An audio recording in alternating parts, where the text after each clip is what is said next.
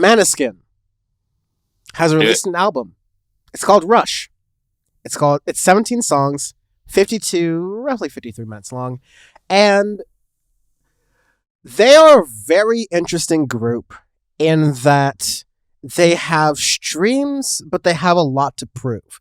They're an Italian rock band, and the narrative around them has been like, trap and neo-pop, which is what we call R&B because R&B is inherently a racist sounding genre. They are very dominant in the music space right now. Also, we cannot forget the prominence of Latin music or Spanish language music that is going across the world with artists like Bad Bunny, artists like Rosalia. This is a very interesting space in the world of music, and needless to talk about the business side, which is like a part for another podcast segment, right? Måneskin has tried to establish themselves as like more than just some TikTok trend or more than just like a popular one trick pony, which it used to be, you had it was called a one hit wonder. You would have like one hit that did really well. They've had a lot of songs that have done like okay for over the past like couple of years or so. They've been producing music for a while, but Gossip, while it's not their first album, they've produced at least two more. It's definitely their biggest push to be a global force, right? And Absolutely, yeah. again, I think they have this like chip on their shoulder where they're trying to prove that like rock music is something that can be relevant and valid in 2023. But that brings it back to Audioface, which is a podcast where we cover music very closely all the time. And we've said rock was dead back in like 2018 or 19, right? And so we've seen the resurgence of rock music through indie and through alternative, and rock is alive and well right now, right?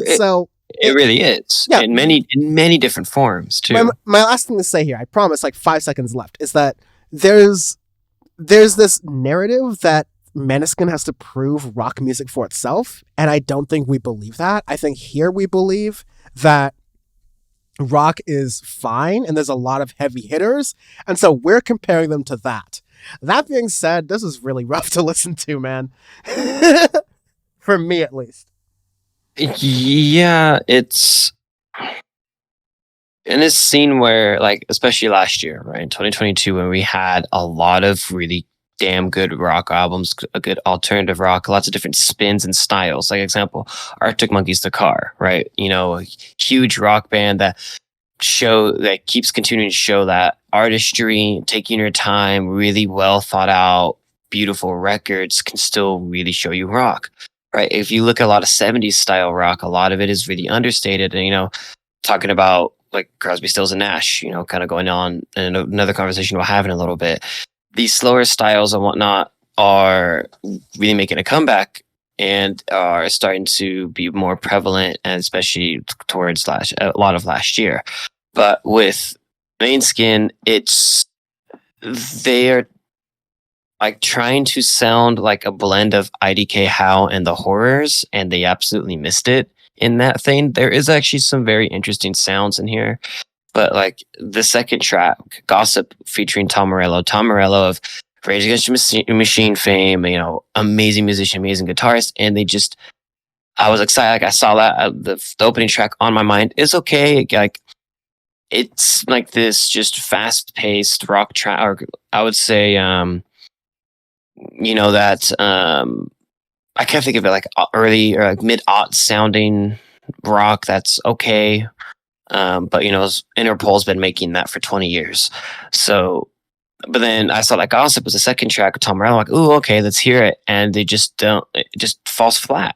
Like that's a feature that, how do you mess up that feature? How do you not let him really shine on it and everything? And it's like just a little solo in the middle and that's it. But the track is really lackluster and just doesn't give me anything that I want in it. It was like terrible. Flat. I'll be honest. Flat. It I was playing it on speakers around like a lot of other people that I'll say like one other person that I really trust his musical perspective from. Okay, And he was fair like, play. "Oh Jesus Christ, what?" Like he was, and I was having a similar description where like this is my first listen. I'm kind of like chugging along through this. I'm developing my perspective as I'm going through it. But like, wow, Tom Morello did not add to this track. It definitely only subtracted. But also, Yeah, Måneskin also subtracted from this record. Like, it was, it was themselves. It just did not sound good, and I think that sets the tone off for the rest of it. We're like, there are some moments where they are fairly redeeming as a band, but there's some moments where it feels like they're being very reactive, and they even say it in a lot of their, like press releases, that they're being reactive to the sudden fame they're getting, and they're like trying to push themselves in different things.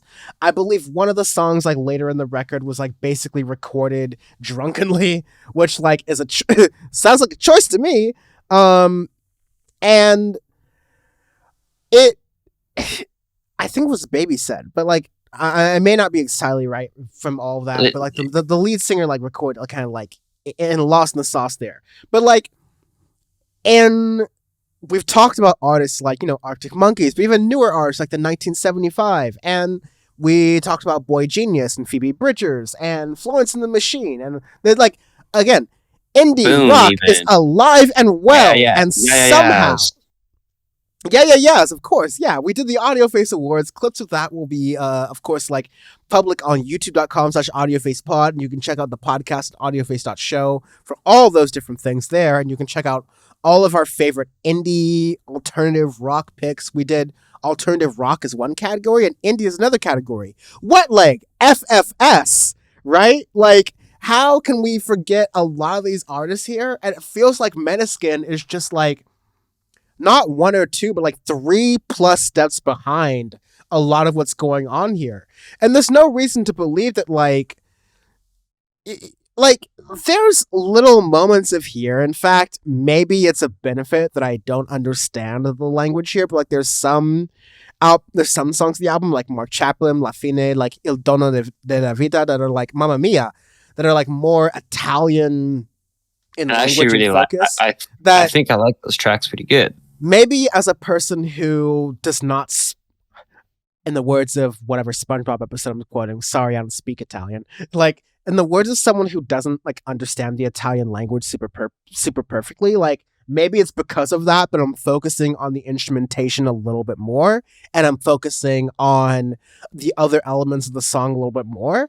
But also probably not, because I'm gonna put some respect on my name and saying like we've been doing this shit for about like almost we're coming on our 7th year now, and I can separate like what is good vocally from what is good as an instrumental project. And there are some parts of this album that instrumentally fall flat, and I instrumentally want more from them. And there are certain parts of this album that tend to be like just the fuck it, we are the Italian band, we're just gonna do our damn thing, that seem to be the more genuine parts that actually ring through more true to me. That I wish they would try to adapt more, and they would try to push themselves more in this, okay, I get it. You're doing an English language album. Now let's bring your musical knowledge to that broader audience without the fear that you're going to cut people off. Yeah, and so where it really lost me was what was that, the third song or fourth song where it's blah blah blah.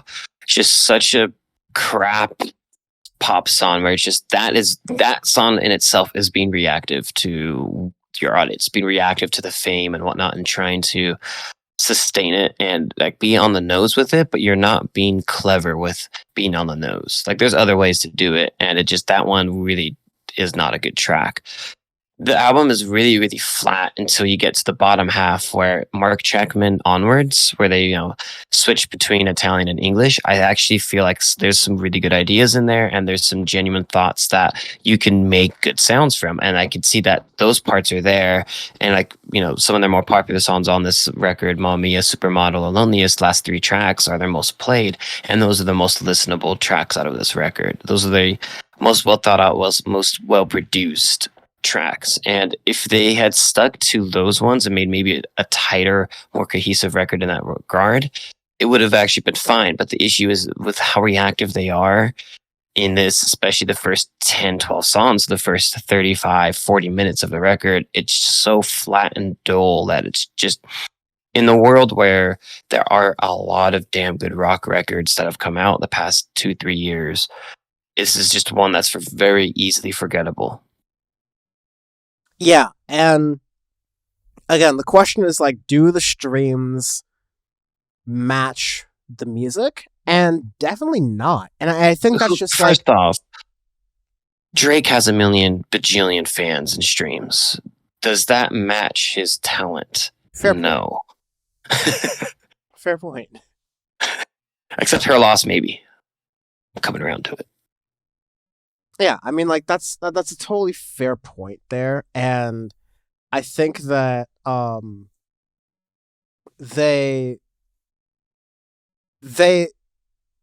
lack that narrative where they're able to actually pinpoint and say, like in trying to prove themselves too much and like overprove themselves, they are missing who they really are. And I see who they really are, especially like you said, to that last part of the album there. But they don't actually show it that well because they're trying to overprove themselves. And like, I hope they overcome that. I think they have plenty of room to overcome that, and they have like a little bit of runway to overcome that. But that's definitely going to be their kind of underdog position, is that like, we are seeing a new generation in our State of Music 2023 conversation rather. Everyone does the date switch, even though we're late in the month. Of course, we're doing the date switch here. Like, everyone does their sort of like, I want to like establish what the year in music is going to be. And what we're definitely going to say is that, at least to some extent, there's going to be a lot of bands and acts that have to make sure that they adapt to this new music world. And this new music world like requires a lot of different things of artists, and requires a lot of different skills of artists that not all musicians have. And the pros to that is that it's going to give musicians that have like a lot of skills in performance and making sure they play to the algorithmic gods that work at these tech companies, these recently called tech companies, to make sure that they work, while at the same time making sure they produce good music, which is going to be the tension that they're going to see on all sides. And, you know, a lot of bands are going to succeed in that, a lot of bands are going to fail in that, and a lot of bands are going to overthink that.